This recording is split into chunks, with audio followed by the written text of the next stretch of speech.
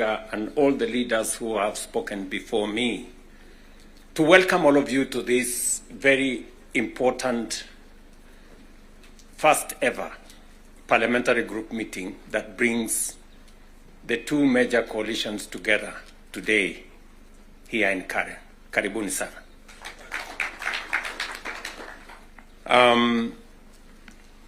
The Right Honorable Raila Odinga has given us the context of why we are meeting here.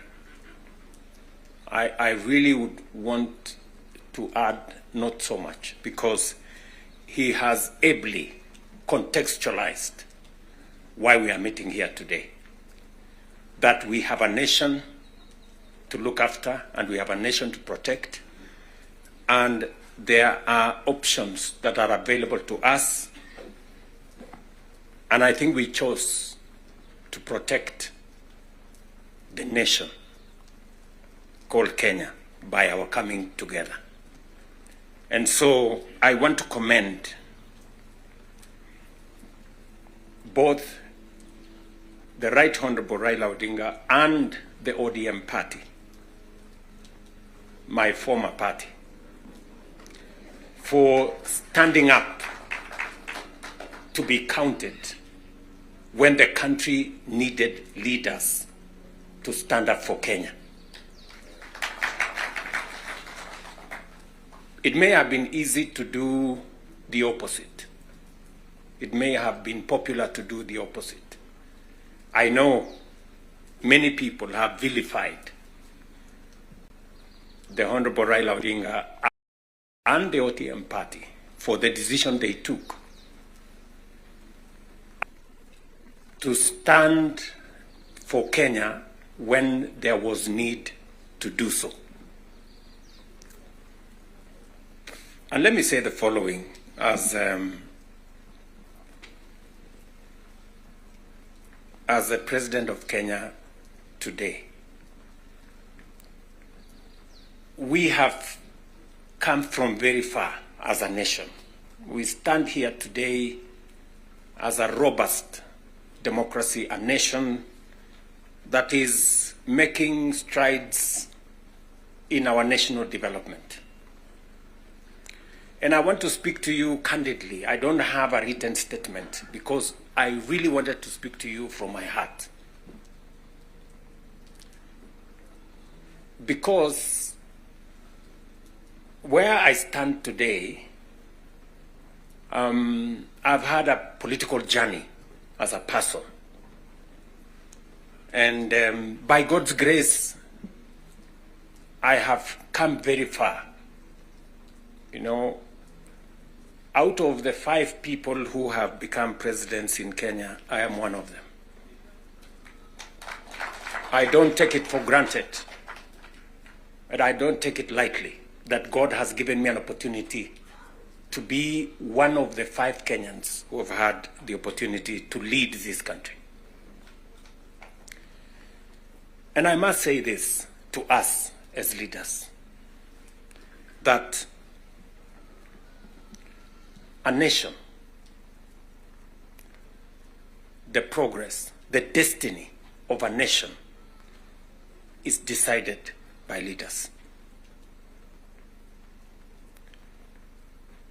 As to whether we are going to be a progressive nation or we are going to be a failed state is going to be determined by leaders, by us, the people who are sitting here.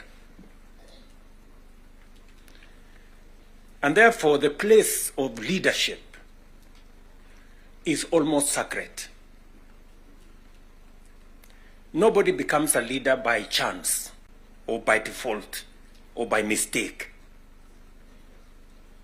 Today, you are a member of parliament or a senator or a governor or the position I hold and all the other positions that we hold because God and destiny has given us that chance. And we must think about it deeply. And so I want to ask you as leaders,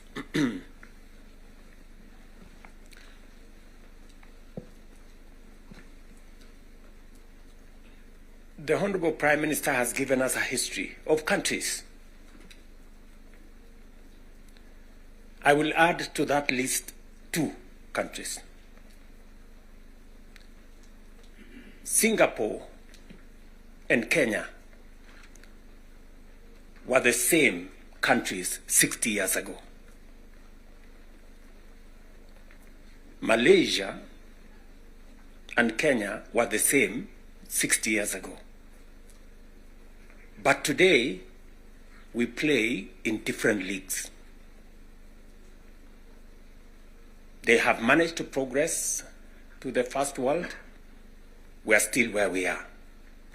The difference between what Singapore has become and what we are is leadership.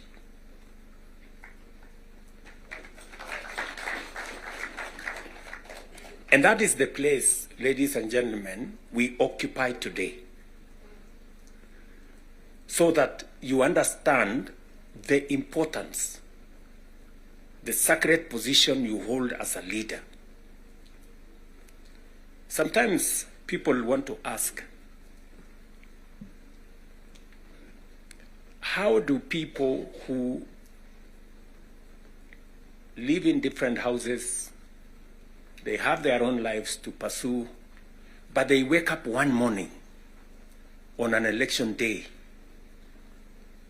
and they go one after the other to 10,000, to 20,000, to 50,000 and elect you? You are not special. But it is a moment that God has given us as leaders. And therefore, we must do whatever we are doing, knowing very well that we have a heavy, almost sacred responsibility to the people we lead and to the nation of Kenya.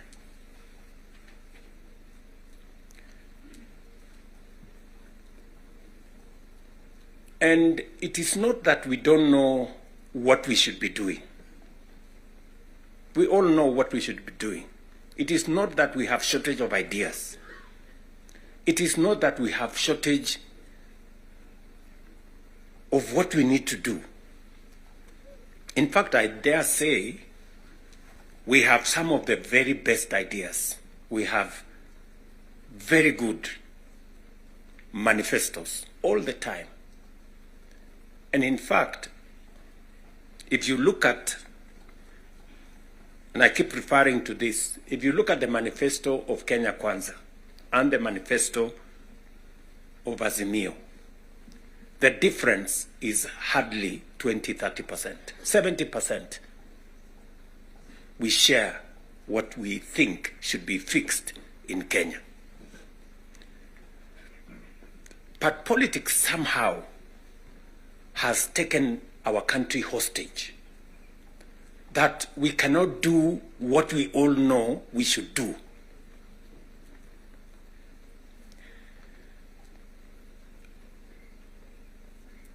I have said that the difficulties that I face today as a president in Kenya are self-imposed.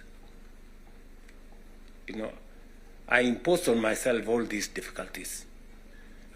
Implementing the new funding model, implementing SHA, implementing housing, doing all those things. If I hadn't done any of those, I would be a very popular person, and but the country would not have moved anywhere. I am confident that if Raila had become president, he would be doing what I'm doing. Yes. He would be implementing SHA. He would be implementing housing. He would be doing reform in the education. He would be doing reform in agriculture. I know that for a fact because I have been in his school of leadership. That's the correct position. And he would be as unpopular or as he'd be having the same difficulties that I have today. But these are necessary for Kenya to change. Friends, We cannot change the country otherwise. And that is why he has the courage to stand here and tell you, let us stop the extortion. Yes. Very few leaders can stand here and tell you to stop the extortion that is going on in Parliament. I'm telling you the truth. Very few leaders.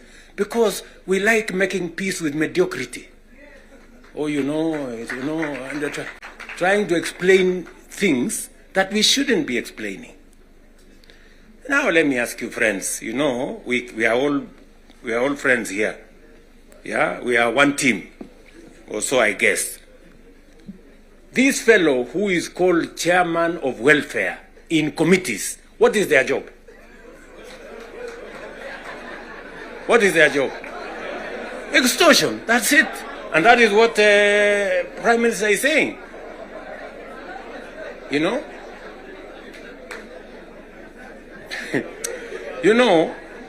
What is Sokohuru? What is Sokohuru? Tell me, what is you know Sokohuru?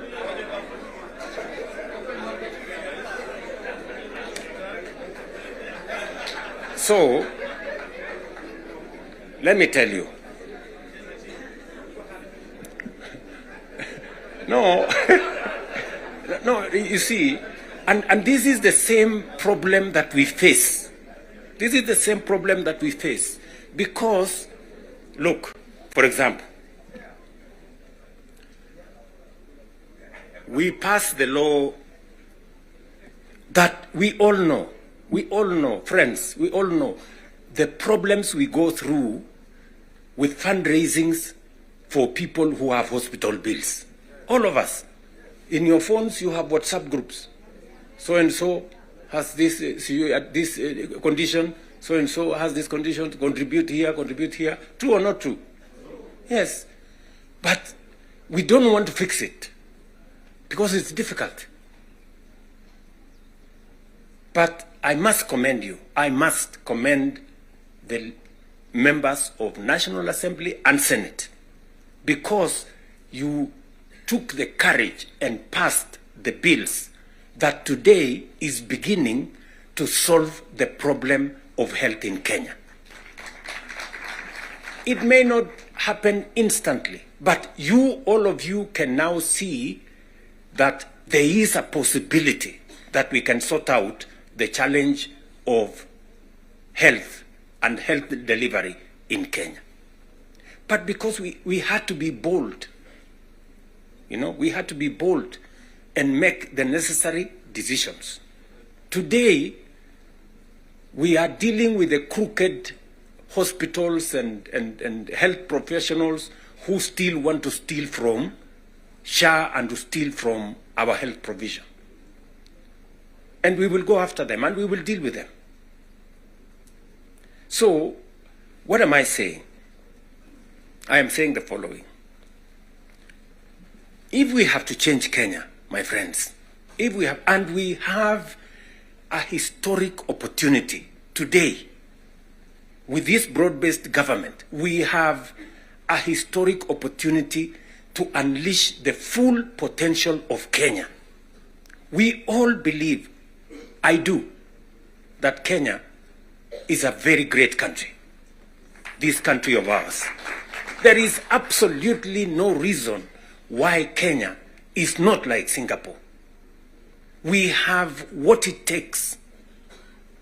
Let me repeat. We have what it takes to measure up to the countries in the first world. Yes, we do.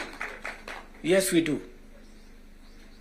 But we are playing in the wrong league because leadership, me and you, are refusing to stand up to what this country needs. I really want to persuade you guys. I really want to persuade you friends. Yeah? This is not about William Ruto. I am here today, I will not be there tomorrow. This is not about Raila Odinga. Right? It's about the country called Kenya, where today we have the privilege to be the leaders. to be the decision makers, to decide which way Kenya. It is us who are seated here. It is us. And we have the historic opportunity to make this country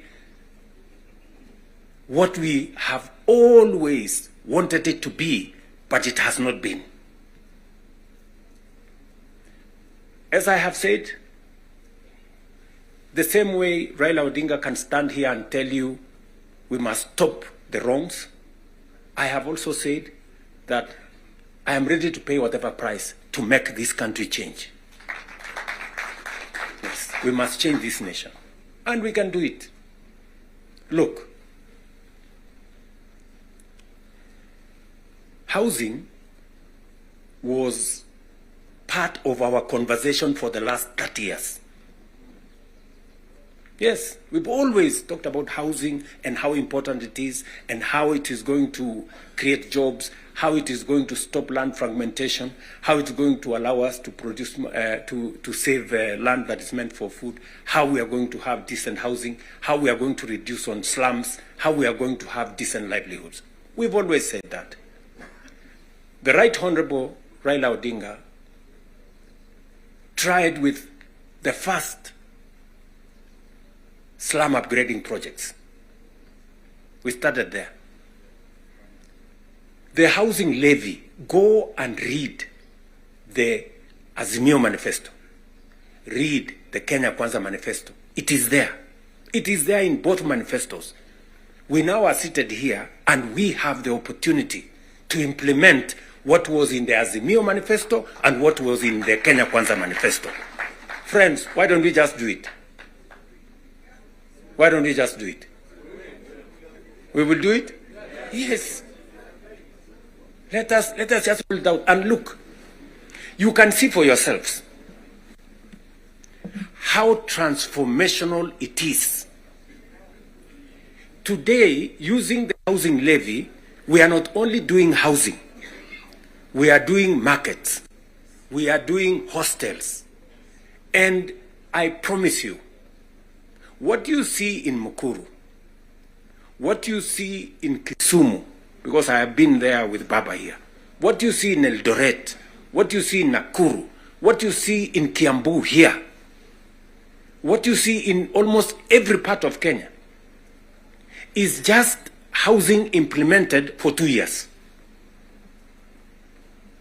And you can already see the kind of impact it is having, the number of jobs it is creating, the way it is bringing change in our towns and cities. Friends, if we were to do this for 10 years, if we were to do this for 20 years, and this is a project that has been delayed, we are supposed to have done this 30 years ago. Tell me, if housing was implemented 30 years ago, how Kenya would be looking today. We're different from Singapore. We may have started late, but we now have a chance to do it. I want to ask you, I want to request you for us to come together. And we are not coming together so that any one of us can get anything. We are coming together so that we can transform this country. And it is possible in our lifetime to change Kenya. In our lifetime. We now have maybe 320, 350,000 young people working in that space. We could double that to 700 in the next 2-3 months. We could scale up that to 1 million by next year. And we can energize the transformation of our country. That is why we are sitting here. That is why Baba and I have called this PG. Baba has told you we are here for Kenya. I am buttressing what we are saying, what he is saying, by telling you what we can achieve together. what we can do in our agricultural transformation. If it was not for the broad-based, for example, we wouldn't have had the kind of change that is required in our sugar sector. And I want to tell you, watch this space.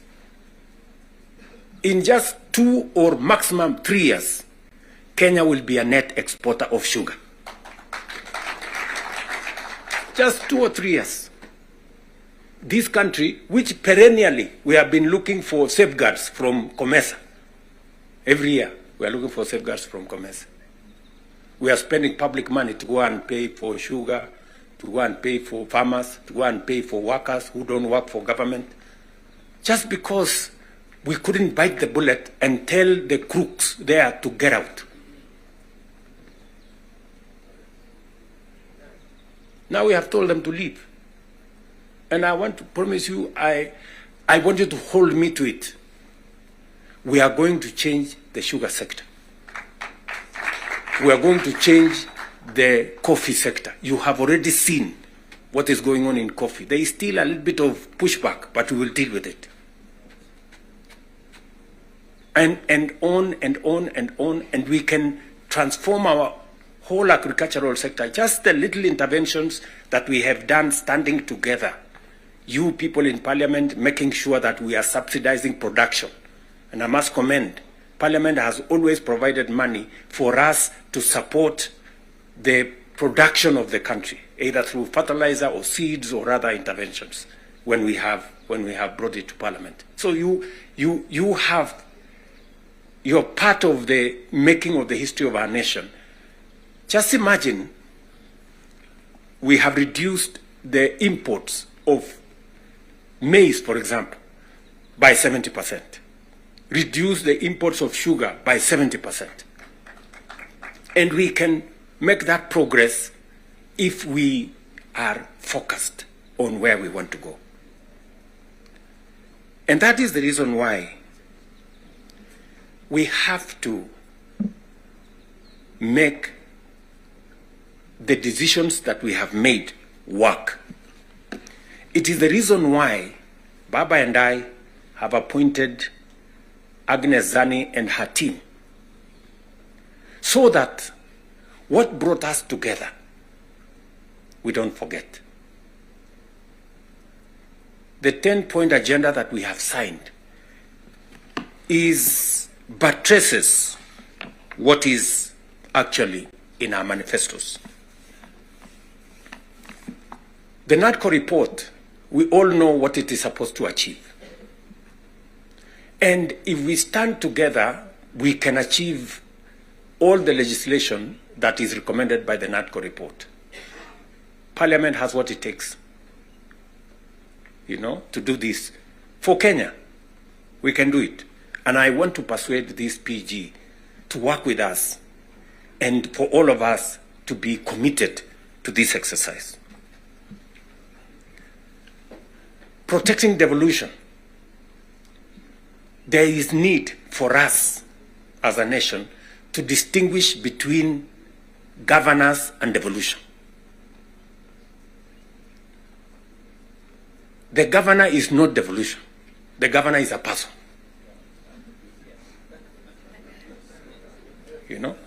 Devolution is about the people. It is not about the governor. And we can deal with the governor without disrupting devolution, if there is need to. But what is sacrosanct, what is constitutional, is that we must get local people, development, to be at a local level as much as is practically possible. I agree with the Right Honorable Raila Odinga, because I was in Parliament when NGCDF was passed. And the principle was right, because there wasn't any meaningful resources getting to the grassroots. And the big push for devolution in the constitution-making process was 3 principles. making sure that resources get to the grassroots, making sure that there is representation at the grassroots, and making sure that accountability is also at the grassroots. So we need a conversation. You know, there are legitimate concerns on how resources are being spent at the counties. There is. We cannot also run away. There is legitimate concern. Let me ask, for example, the latest Sokohuru in the Senate.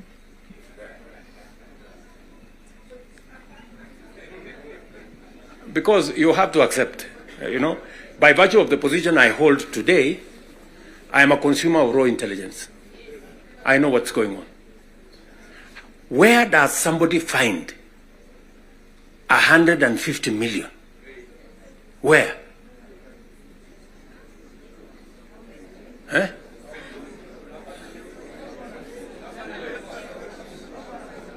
Is that his money? That is money that belongs to the county. Yes. Is that correct or not correct? Yes. Let me ask you, members of parliament who are seated here. Do you, for example, know, do you, for example, know that a few members of your committee collected 10 million shillings so that you could pass that law on anti-money laundering? Did you get the money? No.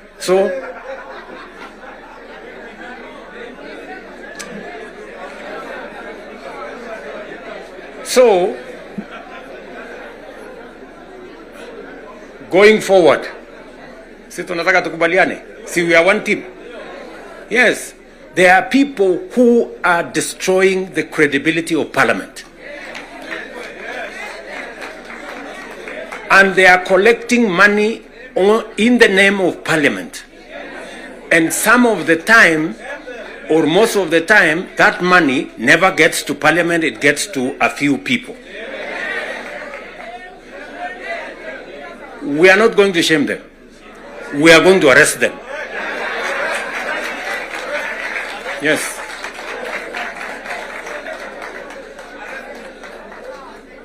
Do we agree? Do we agree? Yes. Whoever is giving and whoever is being given and whoever is doing whatever it is, we sort them out. Because the reality, friends, the reality is that there is a problem. And we all know here, tukitaka tu kusema ukweli, there is a problem. And unless we sort it out, we are going to destroy our nation. We are going to destroy this nation unless we sort it out.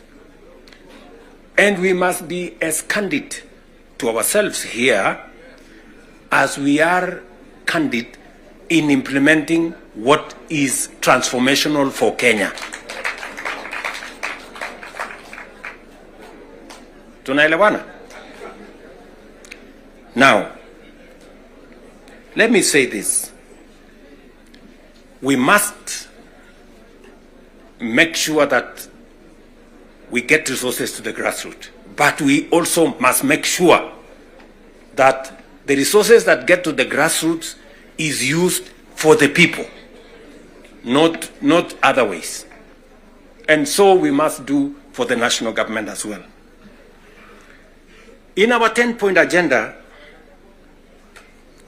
we have discussed about the young people of our nation and how we need to protect their livelihoods. I want to ask the leadership seated here today, members, I want to persuade you. We have a robust program. We have, I think, close to 8 or 9 different programs targeting our young people. And how we can meaningfully engage them in employment and other interventions that benefit the young people of our nation. I will say this. We spend close to 650 billion shillings every year in education, making sure that our young people go through primary school, ECD, primary school, junior school, secondary school, TVETs, and universities. We must equally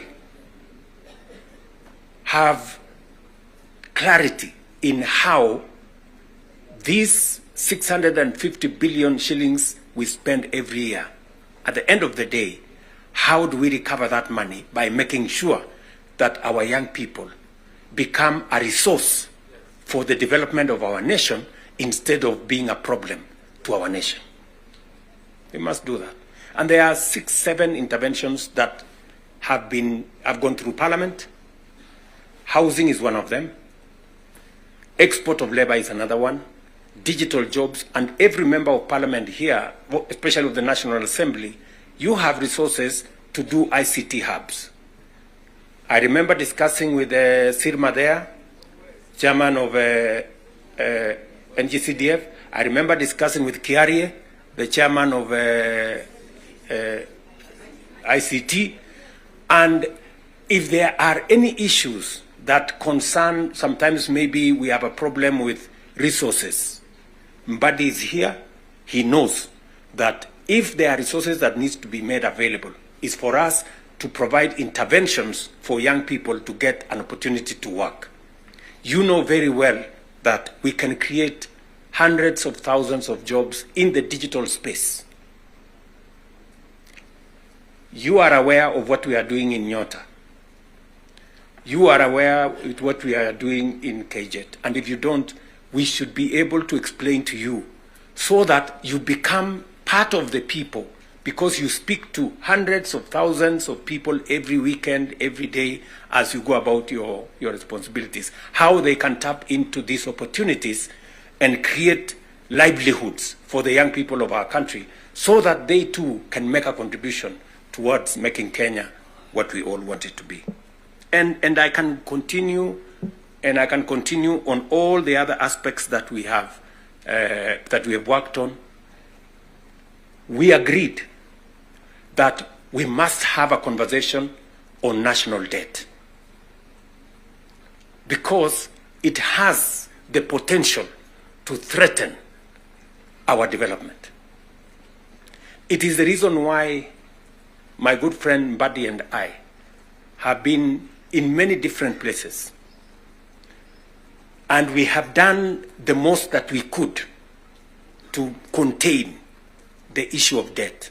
We have gone out of our way to look for alternative sources of funding so that we don't always go to borrow. We have gone the route of securitization. We've gone the route of private-public partnerships. You know very well that we will be starting the construction of the road all the way to Mau Summit from here, Ironi. We are not going to be spending any debt money from government. The road is going to be built on private-public partnership. You know very well that we are going to begin the railway going all the way from Naivasha to Kisumu all the way to Malaba. We are not going to be spending money from debt like we did with the first section of the railway. We are going to be using public-private partnership to do that road. And many others that we have, we are thinking outside the box so that we can craft alternative mechanisms of delivering on public infrastructure or public goods without necessarily endangering the country with national debt. So we are working at it. It is part of the recommendation of the 10-point agenda that we must deal with. And we are seized with that matter. We will be giving, Mbadi and company will be giving a report to Zani's committee on what practical steps are we making to respond to the issues in the 10-point agenda. What are we doing about the young people? We will be able to tell Zani and the PG should be there to monitor what we are doing so that we not only do it for us, but we also do it for the people that we represent. And finally, because I do not want to belabor the point, I said we have a historic opportunity.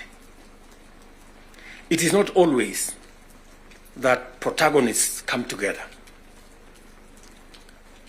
to look at the greater interests of the country. But God has given us this opportunity. And I must commend Baba here, because very few leaders have the courage and the mettle to withstand criticism and stand for the nation. Very few people. Very few people. Many people look for what is convenient, what is popular, even if it is wrong, and they want to pander to it. But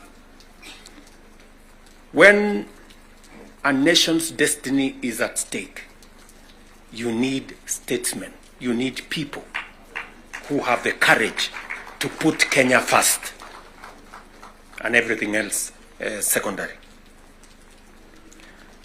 So, what am I saying in conclusion? I am saying Zani and team have a job to do. They will be briefing Right Honorable Raila Odinga and myself on what needs to be done. We will be able then to guide what will be happening, what the executive need to do, what the legislature, the role the legislature need to play, and the role others may need to play. And as we do that, we will need another opportunity to be granular. Today was the first occasion for us to deal with this. But down the road, we need to bring the members of the executive, at least the ministers, to come so that we can have a meeting of minds between the executive and the legislature on matters that are of national importance. Further down the road, we may need that engagement. Maybe not in a sitting like this. Maybe we can organize a retreat for 2 or 3 days so that the questions I see members of parliament asking on some of the programs, we can fully understand the import of the programs we are running, what they are meant to achieve, the transformation that is supposed to happen, and how we position ourselves to make sure that we provide the push necessary for that transformation to happen. Again, focusing on the greater picture, the bigger picture of our nation. So, ladies and gentlemen, I want to say thank you very much for coming for this session. I know we will listen to you by way of feedback on some of the things that you want us to respond to. We are here because we are one team and we want to succeed together. And we want to make sure that none of us is left behind. Are we together? So, mimi nimesema asante sana. If there are any questions directed to me, I will be willing and ready to answer. If there are some directed to any one of us here, we will be able to answer.